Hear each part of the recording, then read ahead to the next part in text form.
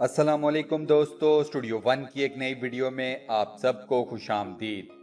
عبدالعزیز صفانیہ کے نزدیک موضع باسن کا رہنے والا تھا۔ اس نے اس دور کے دوسرے علوم کے علاوہ سفلی عملیات اور جادو میں بھی مہارت حاصل کر رکھی تھی۔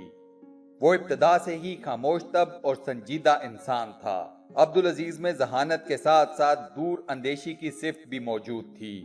طبیعت مذہب کی طرف مائل بھی تھی۔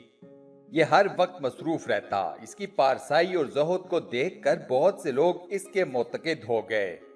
اس شخص نے باسنت کے باہر ایک پہاڑی پر ڈیرا ڈال رکھا تھا۔ اس جگہ پر ہر وقت اس کے معتقدوں کا ہجوم لگا رہتا۔ بہت سے لوگ اسے بزرگ سمجھ کر اس سے دعائیں کرواتے۔ اکثر کی تمنائیں پوری بھی ہو جاتی۔ عبدالعزیز بڑی احتیاط سے گفتگو کرتا تھا۔ اس نے اپنے رویے سے لوگوں میں اتنا تاثر پیدا کر لیا تھا کہ معتقد اس کے معمولی اشارے پر اپنا سب کچھ قربان کرنے کو تیار ہو جاتے۔ ویڈیو میں آگے بڑھنے سے پہلے سبسکرائب کے بٹن پر کلک کر دیں، ساتھ بنے بیل کے آئیکن کو بھی پریس کر دیں اور آل نوٹیفیکیشنز کو بھی آن کر دیں۔ عبدالعزیز کی حالت بعض اوقات عجیب ہو جاتی۔ وہ لوگوں کو انگلی کے اشارے سے چپ کرا کر یہ ظاہر کرتا کہ اللہ تعالیٰ اسے کچھ راز کی باتیں بتا رہا ہے، نعوذ باللہ۔ وہ لوگوں کے بارے میں کچھ پیشن گوئیاں بھی کرتا اور کہتا کہ یہ سب اسے اللہ تعالیٰ نے بتایا ہے۔ پیشن گوئیوں کے پورا ہونے پر لوگ سچ مچ ہی سمجھتے کہ اللہ تعالیٰ کا اس شخص سے کوئی براہ راست تعلق ہے۔ ایک روز وہ اپنے معتقدوں کے جلووں میں جا رہا تھا جو سر جھکائے اس کے پیچھے چل رہے تھے۔ راستے میں صاف پانی کا ایک تالاب تھا۔ ٹھنڈی ہوا چل رہی تھی، موسم میں خنکی تھی، سورج کی کرنیں پانی پر پڑ رہی تھیں۔ عبدالعزیز اسی تالاب کے کنارے بیٹھ گیا۔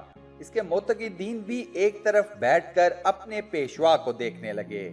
عبدالعزیز ٹھنڈے پانی میں ہاتھ ڈال کر پانی کو ہلا رہا تھا۔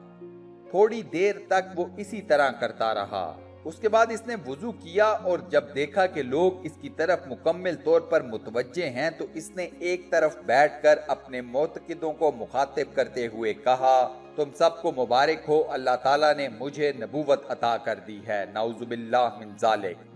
یہ سن کر تمام لوگ حیران پریشان رہ گئے، لیکن عبدالعزیز نے سال ہا سال کے رویے سے ایسا تاثر قائم کر دیا تھا کہ بہت سے لوگ اس کی نبوت پر فوراً ایمان لے آئے۔ کچھ علم والے تذبذب کا شکار رہے تو اس نے ان حیران کھڑے ہوئے لوگوں کی طرف ایک نظر ڈالتے ہوئے پوچھا کہ حیران کیوں ہوتے ہو؟ اللہ تعالیٰ نے مجھے اپنی نبوت کے ثبوت کے طور پر معجزے بھی عطا کیے ہیں۔ مجھے اللہ تعالیٰ نے وحی کے ذریعے اطلاع دی ہے کہ تم اپنا ہاتھ تالاب میں ڈال کر باہر نکالو، میں تمہاری سچائی کو ثابت کروں گا۔ یہ کہہ کر اس نے اپنا ہاتھ تالاب کے پانی میں ڈال دیا۔ باہر نکالا تو حیرت کی کوئی انتہا نہ رہی۔ لوگوں نے دیکھا کہ عبدالعزیز کی مٹھی سرخ دیناروں سے بھری ہوئی تھی۔ اب تو لوگوں کو اس کی نبوت پر یقین کامل ہو گیا۔ عبدالعزیز باسندی نے 323 ہجری میں نبوت کا دعویٰ کیا۔ اس کے دعوے اور معجزے کی دھوم پورے علاقے میں پھیل گئی۔ لوگ دور دور سے اسے دیکھنے آتے اور اس نے کئی بار لوگوں کے سامنے پانی کے تالاب میں ہاتھ ڈال کر سرخ دینار نکال کر دکھائے۔ بہت سے ضعیف الاعتقاد لوگوں نے اس کی دعوی نبوت کو تسلیم کر کے اپنا ایمان گنوا دیا۔ یہ لوگ صرف ایک شعبے کو دیکھ کر اس کی نبوت پر ایمان لے آئے، حالانکہ پیش گوئیوں کا پورا ہونا، خرق عادات افعال کا سرزد ہونا نبوت کی دلیل نہیں ہے۔ بہت سے جوگیر، جوتشی، پامسٹ یہ سب پیشن گوئیاں کرتے رہتے ہیں، ان میں سے بھی اکثر پوری ہوتی ہیں، تو کیا ان سب کو بھی نبی مان لیا جائے؟ کئی لوگوں میں کئی اچھی عادات ہوتی ہیں لیکن وہ بے مذہب لوگ ہوتے ہیں، کیا ان کی اچھی عادات کو دیکھ کر کوئی بھی اپنا مذہب چھوڑ دے؟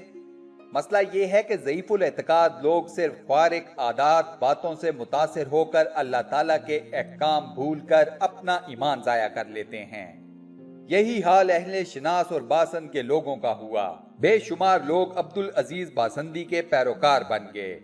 ان لوگوں پر وہ عملاً حکمران ہو گیا تھا اور وہ جو حکم دیتا یہ تمام لوگ بغیر کسی حجت کے بجا لانے میں فخر محسوس کرتے۔ اس طرح عبدالعزیز باسندی نے سیاسی قوت بھی حاصل کر لی تھی۔ عبدالعزیز باسندی نے اپنے پیروکاروں کو ایسا کہنا شروع کر دیا تھا کہ جو لوگ اس کی نبوت کو تسلیم نہیں کرتے وہ کافر اور واجب القتل ہیں۔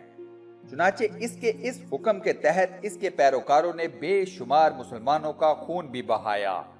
जब शास के हुक्मरान अबू अली बिन मोहम्मद बिन मुजफ्फर ने अब्दुल अजीज बासंदी की बढ़ती हुई सियासी कुव्वत से खतरा महसूस किया तो इसने मुसलमानों का एक लश्कर इसकी सरकोबी के लिए भेजा। अब्दुल अजीज लश्कर का मर्दाना वार मुकाबला करने की बजाय अपने पैरोकारों को लेकर एक बुलंद पहाड़ पर जा चढ़ा। इस्लामी लश्कर ने इस पहाड़ का मुहासिरा कर लिया। अब्दुल अजीज इस मुहासिरे से बिल्कुल ना घबराया। इसने अपने पैरोकारों को कहा कि घबराओ मत, कामयाबी हमारी होगी, यह लश्कर खुद ब खुद भाग जाएगा, फरिश्ते हमारी जगह इनसे लड़ेंगे। ये कहकर वो सर झुकाकर बैठा रहा। इसके मुतकिद इसके चारों तरफ बैठ गए, लेकिन इस्लामी लश्कर को ना जाना था और ना वो गया। इसके तमाम रास्ते इस्लामी लश्कर ने बंद कर रखे थे। कुछ मुद्दत का सामान तो अब्दुल अजीज के पैरोकारों के पास था, लेकिन मुहासरा तूल खींच गया। सामान खत्म हो गया, फाके शुरू हो गए। अब्दुल अजीज और इसके पैरोकारों की हालत दिन ब दिन खराब होती चली गई। जिस्मानी ताकत जवाब देती गई और एक वक्त ऐसा भी आया कि वो उठने से भी लाचार थे। इनके पेट कमर को लग चुके थे, रंग पीला हो गया था, गाल पिचक गए थे, कई तो उस वक्त में भूख से मर गए थे। इनकी लाशें दफनाने की भी किसी में ताकत ना थी। लाशें गल रही थीं। आखिरकार मुसलमान पहाड़ पर चढ़ आए। किसी भी शख्स में इतनी हिम्मत न थी कि वो उठकर एक बार ही कर सके। अब्दुल अजीज बासंदी का सर काटकर एक नेज़े पर चढ़ा दिया गया। इसके बेशुमार पैरोकार कत्ल हुए। कुछ पैरोकार दूसरे इलाकों में बचे रहे, जिनका कुछ अरसे तक यह दावा था कि अब्दुल अजीज वापस आकर इस दुनिया को इंसाफ से भर देगा। लेकिन अब्दुल अजीज जहन्नुम में पहुंच चुका था, जहां से वापस आना नामुमकिन था। आहिस्ता आहिस्ता ये गुमराह लोग ताइब होकर दोबारा इस्लाम में दाखिल हो गए। अंबिया अल्लाह ताला ने इंसानों की रहनुमाई के लिए भेजे थे और नबी करीम सल्लल्लाहु अलैहि वआलैहि वसल्लम आखिरी नबी, आखिरी रसूल और आखिरी पैगंबर हैं। आप सल्लल्लाहु अलैहि वआलैहि वसल्लम पर दीन मुकम्मिल हुआ।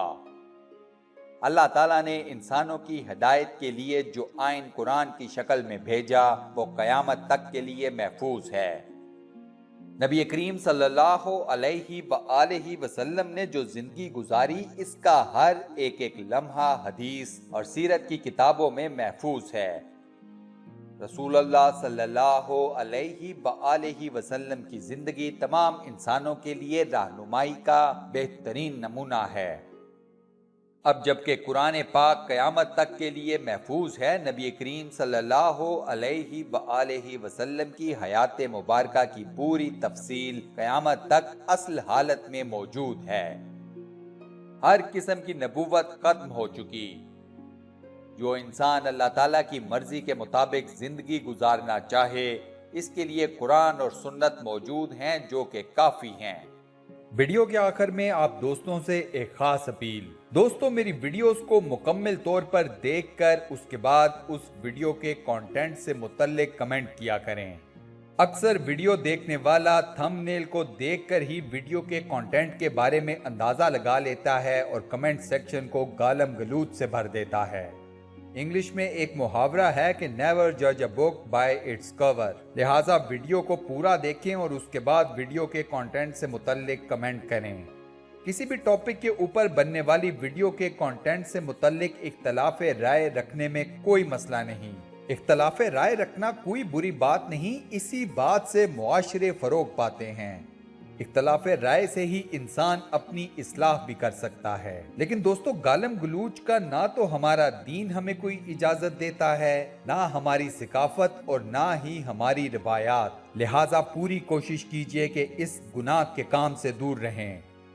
अल्लाह ताला से दुआ है कि हम सब का खात्मा ईमान पर हो और हम सब में कोई भी मुसलमान किसी भी किस्म के इस्लाम मुखालिफ फितने का कभी शिकार ना हो।